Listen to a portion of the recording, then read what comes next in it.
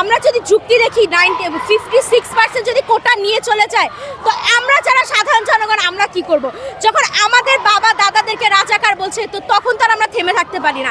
আর এটাকে যে অযৌক্তিক কোটা বলছে, সে 1971 সালের আন্দোলনকেও কিন্তু অযৌক্তিক বলেছিল।